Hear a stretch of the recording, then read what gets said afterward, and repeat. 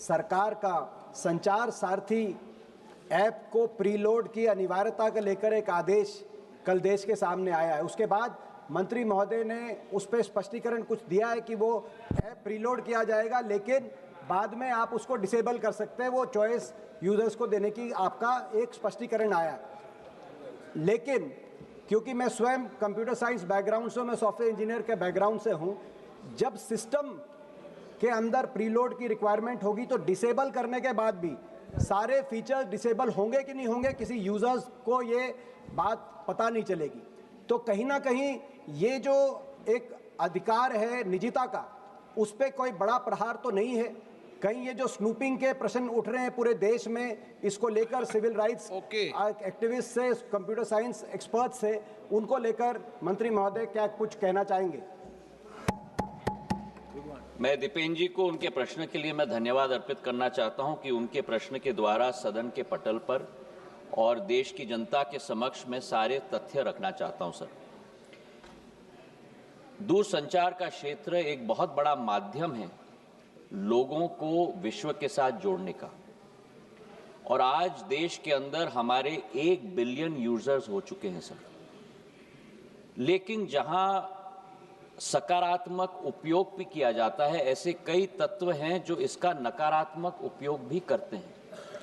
और सरकार का दायित्व तो होता है कि देश की जनता और हर नागरिक को उस नकारात्मक प्रयोगों से हम लोग और तत्वों के से हम लोग जोड़ पाएं और सुरक्षित रख पाएं।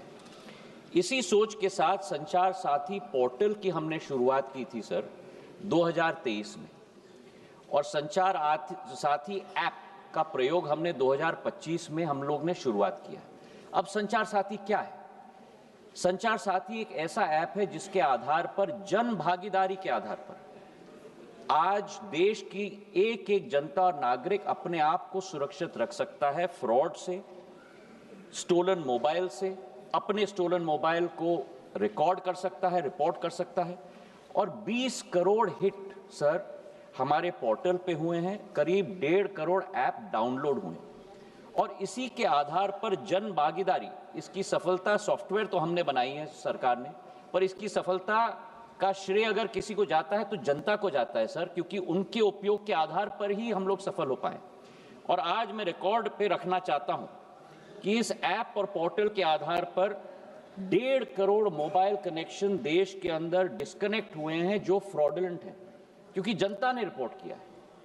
करीब 26 लाख स्टोलन हैंडसेट हम लोग ने ट्रेस किए, 7 लाख स्टोलन हैंडसेट जो उपभोक्ता है उसे हमने वापस भी कर दिया है, और 41 लाख मोबाइल कनेक्शन डिस्कनेक्ट हुए हैं, 6 लाख फ्रॉड हम लोग ने ब्लॉक किए।